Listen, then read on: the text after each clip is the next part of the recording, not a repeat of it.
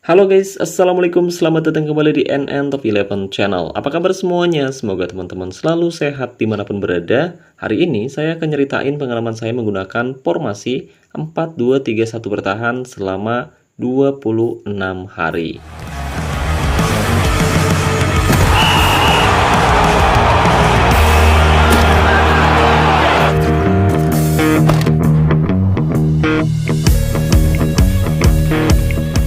Oke guys, tidak terasa saat ini kita sudah berada di matchday ke-24 kompetisi liga, atau jika dihitung-hitung saat ini kita sudah berada di hari ke-26 musim ini guys. Dan alhamdulillah musim ini tim saya bermain cukup baik di kompetisi liga, dimana saat ini kita masih belum menelan kekalahan sama sekali. Tapi meskipun begitu ternyata tim lawan yaitu Rom FC juga bermain sangat luar biasa, dan saat ini mereka duduk di puncak klasemen dengan raihan 70 poin.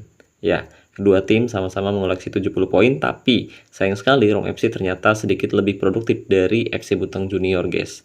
Dan saat ini kita duduk di peringkat kedua klasemen di bawah Rom FC. Dan besok kita akan menghadapi lawan yang sebenarnya nggak terlalu berat, yaitu Sar FC yang saat ini duduk di posisi 8 klasemen. Dan jika besok kita mampu mengalahkan mereka minimal dengan skor telak 5-0 atau 6-0, itu berarti kita bisa naik ke puncak klasemen menggeser Rom FC. Tapi jika kita hanya mencetak sedikit gol, kemungkinan besar kita tetap di posisi 2 klasemen. Dan nanti pertandingan yang paling penting ada di matchday ke-26, di mana di pertemuan pertama kita ditahan imbang oleh Rom FC dengan skor tipis 1-1, dan di pertemuan kedua kita wajib bisa mengalahkan mereka minimal dengan skor tipis 1-0. Atau hitung-hitungannya gini, kalau misalkan besok kita mencetak banyak gol menghadapi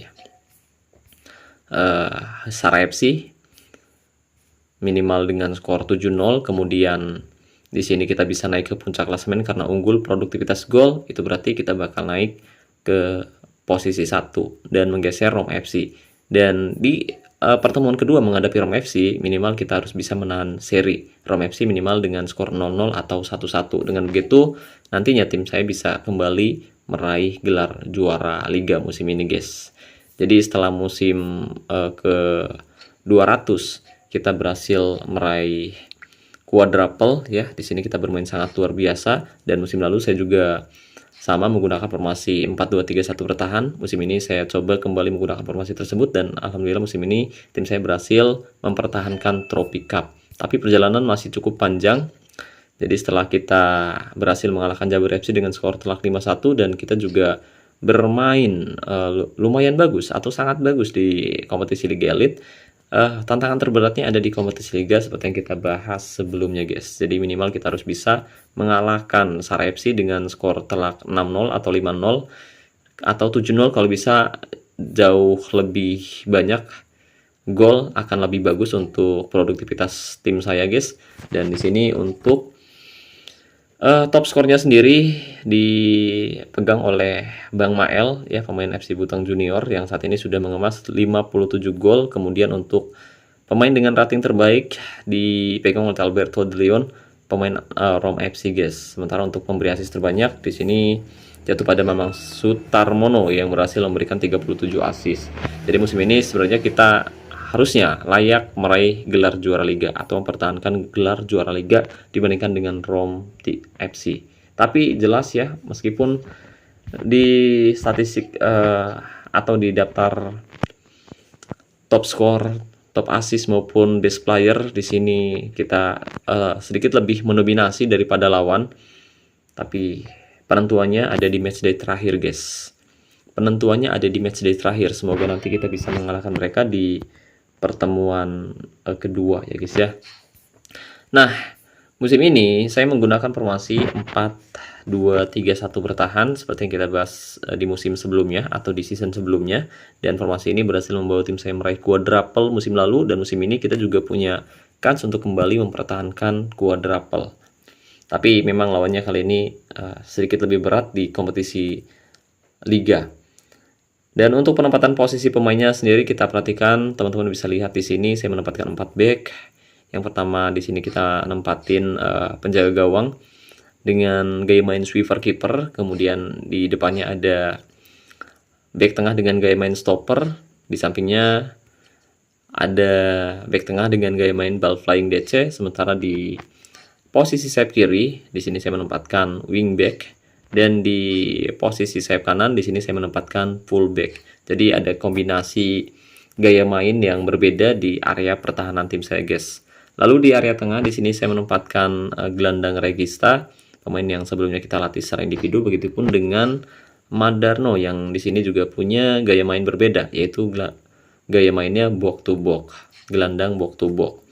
Nah, di posisi sayap kanan di sini saya menempatkan gelandang sayap atau pemain sayap dengan gaya main false winger.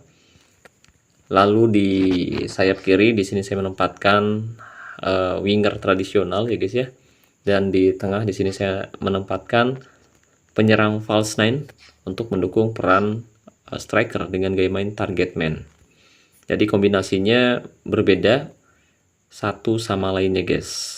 Ini bagus banget sih, formasi yang menurut saya cukup seimbang untuk menyerang maupun bertahan. Ya, meskipun ada banyak kelemahan di area tengah pertahanan, ya guys ya, karena kita tidak menempatkan DMC.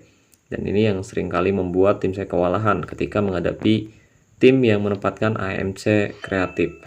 Nah, untuk catatan gol, assist maupun MOTM atau man of the match-nya sendiri, kita bisa lihat di sini Bang Mael berhasil menjadi top skor klub untuk sementara dengan catatan 110 gol, dia memberikan 33 assist dan 14 kali menjadi man of the match setelah bermain 45 pertandingan di semua kompetisi musim ini. Kemudian di bawah Mael ada top skor kedua, yaitu Kang Asep ya.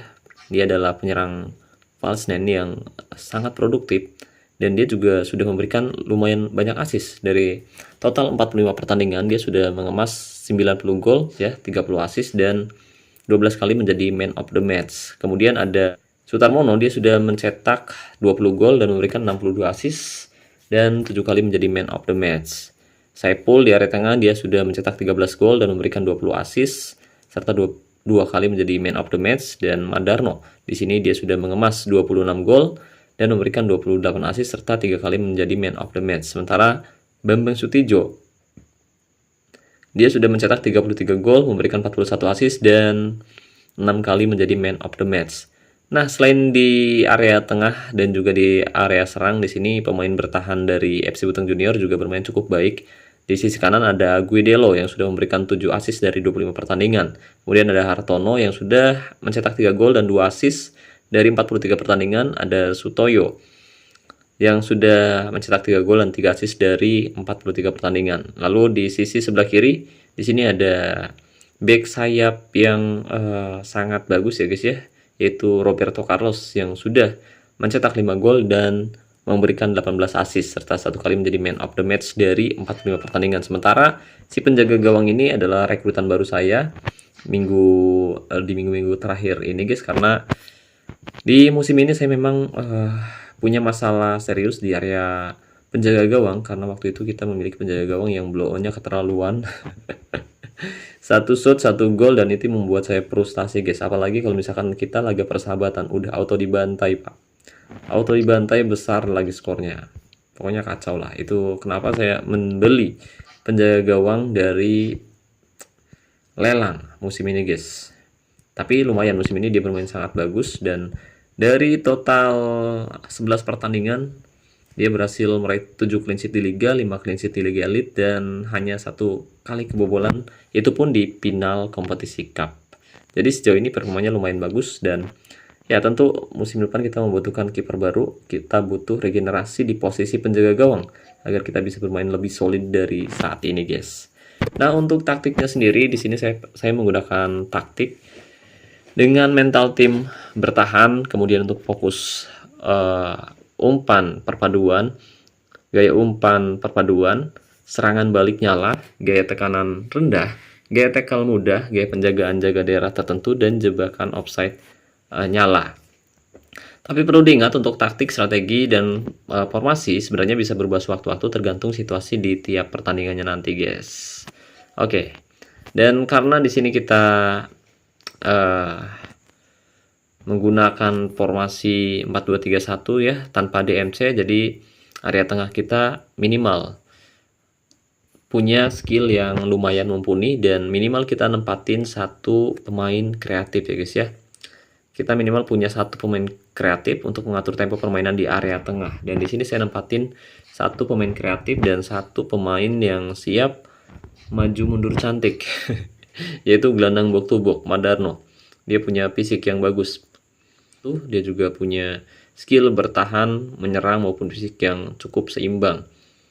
Sementara di sampingnya di sini ada gelandang Regista juga, fisiknya memang kurang begitu bagus, tapi pemain ini lumayan kreatif, dan tentu ada plus minus ketika kita menempatkan pemain seperti ini ya guys ya, karena dia punya kelebihan yang cukup tinggi, tapi dia juga punya kelemahan yang mungkin bisa dimanfaatkan oleh pemain tengah lawan. Sementara di sini ada Kang Asep, dia juga punya skill menyerang yang bagus, dia juga punya kreativitas yang lumayan tinggi. Lalu di sisi sebelah kiri di sini ada Sutejo yang sudah memberikan banyak assist dan mencetak banyak gol.